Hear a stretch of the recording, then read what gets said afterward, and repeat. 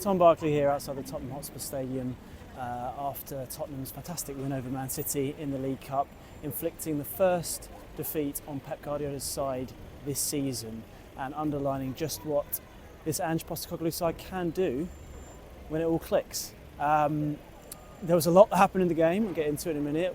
A lot of injuries for both sides, some great goals. Goal for Timo Werner. How often does that happen? Not very often. As often as Man City lose, it seems, this season. And all round, a really, really good night for Spurs. So let's get into it.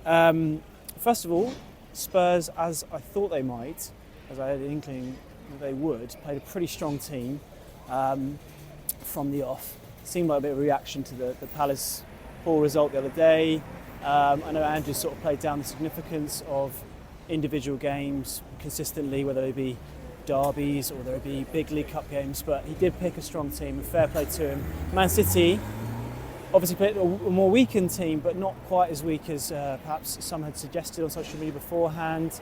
It still had the likes of Phil Foden up front, who else had a number of top players, and it's Man City, even their kids that people might not even know too much about if you're not a supporter of Man City, still look like they've got great bundles of talent. You know, the likes of O'Reilly, who came so close to making it 2-2 right at the end, only to be denied by a fantastic block by Yves Bissouma. So summed up what kind of ability they've got in their ranks. So despite, you know, maybe not having all their big hitters playing for City and the likes of Erling Haaland left on the bench, it's still an impressive win. It's always an impressive win when you beat Man City at any level. So credit has to go to Ange. So let's start with the good before we get on to the not so much bad, but the worries when it comes to the injuries. So got to start with Timo Werner. Look, he's someone who's had a lot of criticism from fans, people questioning whether, you know, he should have been re-signed on loan or not. And obviously has really struggled in front of goal. I think there are times, and I've often defended him about what he brings to the team with his pace and his running in behind can often be overlooked, what it can bring to the team. I think there's a reason Postecoglou brought him back and does often play him. But there's no getting away from the fact that in front of goal, for a player who at his best is, you know, inconsistent and not a great finisher, he's been way off it this season. But he got his goal, his first goal of the second loan spell, the 12th time of asking, his 12th appearance this season. And what a finish it was. A brilliant start for Spurs.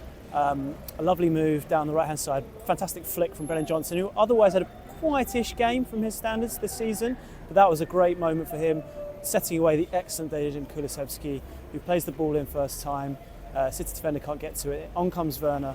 First time, bang, into the corner, past Ortega. No chance for Ortega. Fantastic finish. And perhaps maybe that was the way that Werner was going to score. It was either going to go in off his backside, you know, he was going to end this goal drought with a lucky goal, or something where perhaps he didn't have to think too much about it. It feels like every time Timo has too much time to think about his shooting, he gets himself in a tangle. We actually saw that later on in that half, like sort of 10 minutes later, where a mistake from Gundogan allowed him a chance, and he gets too much time to think about it. His shot was weak, straight at the keeper. But this one, instinctive finish, buried it, just what he needed after his sort of season so far. He had other chances throughout the game, and he missed them. But I think just to focus on the positive, that was a great moment for him, and hopefully he can kick on here. And that's literally what Postecoglou talked about afterwards, after the game. I asked him specifically about Werner's goal, and you know, he did admit that with attacking players, it's the kind of thing that can get into your mind effectively. I'm sort of paraphrasing here, and it can weigh on you, is what he said. So hopefully that Werner can, now he's got that particular issue putting behind him, where he's finally scored a goal, he can really kick on from him. That's the hope anyway from Postecoglou's perspective. Then we have Pape Sarr making it 2-0.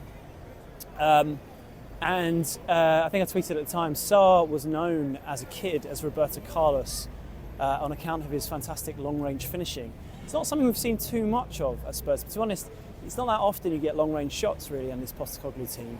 But what a finish this was. First of all, really creative set play, clever corner, which actually is the second of its kind within about 10 minutes. And first of all, preceding it, there was a lovely, clever little, very Bournemouth-esque corner.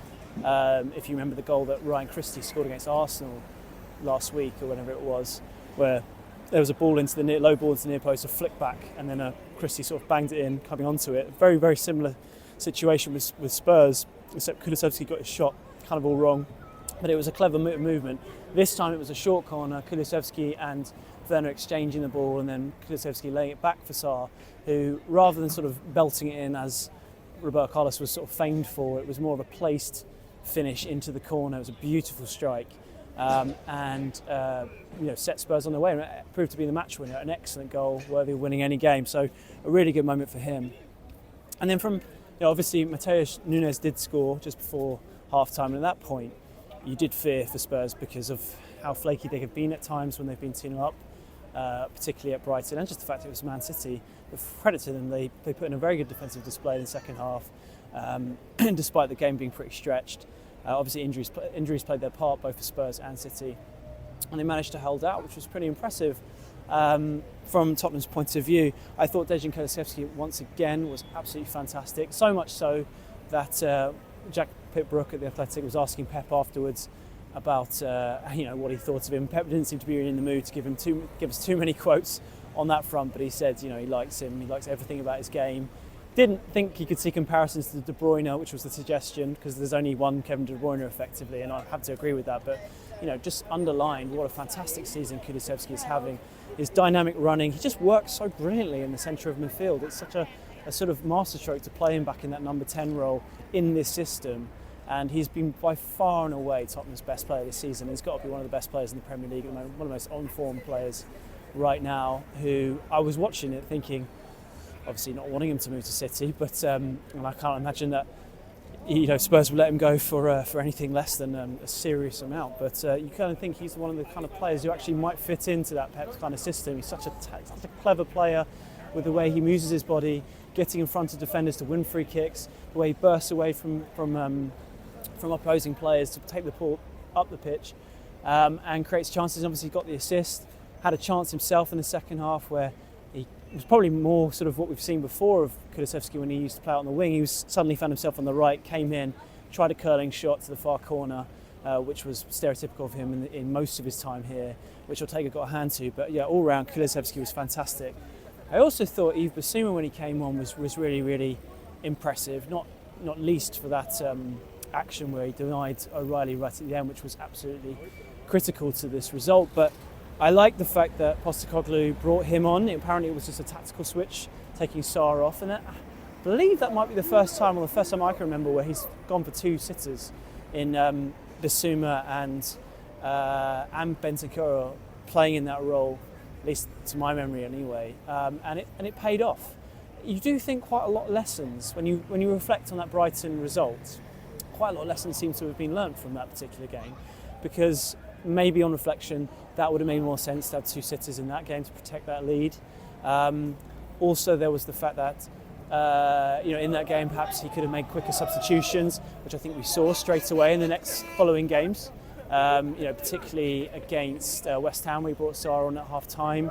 That showed a sort of reaction, I suppose, from Postecoglou. I mean, he tried it as well against Palace. It didn't work, but at least he was trying things. So that criticism that was sort of levelled at him in that Brighton game for not trying to make enough things happen, I think, to be fair to him, he has done since. And the same was to be said here, and I think that solidity that Bissouma brought along with the excellent Bentancur was pivotal to this victory. Other players who sort of stood out, I thought Sarr was very good. I thought defensively Dragusin had a good game. Dragusin's been someone who I think has been up and down at times. There have been some good games, but he's obviously had some bad moments. His Fulham debut was pretty dreadful, and obviously got sent off in the Europa League earlier. But he's clearly got qualities, and I thought he played well in this game. I thought Romero was very good too. And that leads me neatly onto the injury situation, because he is one of those players to come up in that conversation. So let's start off with Micky van de Ven. The downside of this result, of this performance, was Van de Ven coming off with a suspected hamstring problem. Not suspected, in fact, Ange confirmed that it was a hamstring. He felt his hamstring. And obviously, as soon as that happens, absolute alarm bells ringing, given his history with the hamstring problems, which cropped up against Chelsea last season and sort of completely derailed Tottenham's season, really. And we know what a crucial player he is to this team. Player of the season last year, absolutely essential. And to be honest, he looked pretty upset. He looked like he was. I think he looked like he was in tears as he came off, which does not suggest that he does not suggest good news. But it's obviously one that Tottenham are going to have to monitor. Either way, you think he's a massive doubt now, really, for the weekend. So you'd expect Dragusin, whose agent has seemed to be sort of agitating for him to get more game time, probably will get that in the coming weeks if his hamstring proves to be what we expect it to be. So that's a bad blow. And then there's Werner, who came off in the second half. You can see him sort of signalling to the bench at one point to suggest he needed to come off. He tried to hobble on sort of manfully for a bit as City had an attack, and then literally went down. And you worried that at that point that it was a hamstring for him as well. Ange afterwards suggested it was more likely to be fatigue because he hasn't played enough recently. So hopefully that's the case, because otherwise that would be a blow to have him out. I know Spurs fans, he might not be their favourite player, but when you see what he contributed tonight from the positive side of things, it shows you he can be an asset to this team. And then finally Romero, obviously he came off quite early on in the second half. Ben Davies coming on. I wasn't sure at the time whether he actually had a problem or it was more to do with the fact that with Van der Ven injured, it might be more to protect him for Villa at the weekend. But it sounds like, so I asked Ange about it afterwards.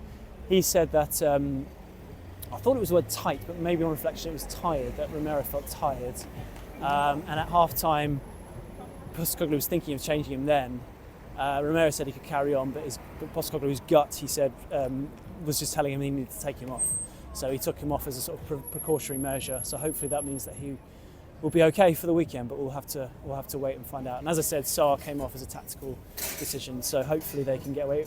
It shouldn't be any more damage than that, as opposed to City, who looked like properly down to the bare bones, as Harry Redknapp would say, which was the lead of my match report. Unfortunately, it was more of a City theme in the end, rather than Spurs on that front from a national perspective. Obviously losing Savinho, who looked brilliant, by the way. But then he came off and went off on a stretcher afterwards to add to their major issues. But anyway, that's City's problems, not Tottenham, which is what this is all about. So yeah, just finally on to Ange's comments. I mean, he talked about this being an important win, important for Werner to score, as I said, referenced earlier, given the issues he's had in front of goal. He's saying, he was asked the question about whether he felt the team felt their pride had been a bit wounded by the Palace results and felt like they needed to sort of put in a performance as a result. And he sort of hit back on that quite hard, saying, I really hope not, because that's not what this is about. He says by the team's very nature, they're going to have these stumbles along the way. Obviously they want fewer of them, but that shouldn't sort of derail the sort of course that they're on, or what they're trying to achieve and how they're trying to achieve it, which he's consistently said throughout, to be fair. And he kind of reiterated the point he's made consistently recently about feeling like, particularly ahead of the game, particularly how he feels like there's a lot of growth in this team, the ceiling is very high, he's bullish in his own words about their potential, and he feels like great things can happen, but it's going to take time. And I think on a night like tonight, it's very understandable with the modern fan and the way that Tottenham have been sort of going from good result to disappointing result, for there to be a bit of a flip-flop when it comes to supporters' support of the Postecoglou project. But I think tonight, in a statement win, albeit in the League Cup, but one that keeps the dream alive of another, of a first trophy in 16 years, does underline what can happen if things click with Postecoglou and his style of play. So yeah, that's pretty much my point. I guess to wrap it up, we've seen the draw tonight. Man United at home. Nothing to fear, really, after tonight's performance. If you can beat Man City, albeit one that's maybe not at full strength, you can beat anyone. Man United, by then may well have Ruben Amorim in charge, and I talked about him in my last video, which you might want to check out ahead of this game, just referencing the Sporting Lisbon game a couple of years ago when his team beat Conte's side. We'll have to wait and see. Obviously, they've won big tonight against Leicester, but presumably the Amorim looks like it's the likely outcome. So that will be another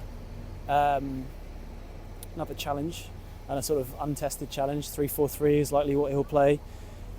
It will be tricky, but Spurs are at home. and they have really no reason not to be going all out for the win.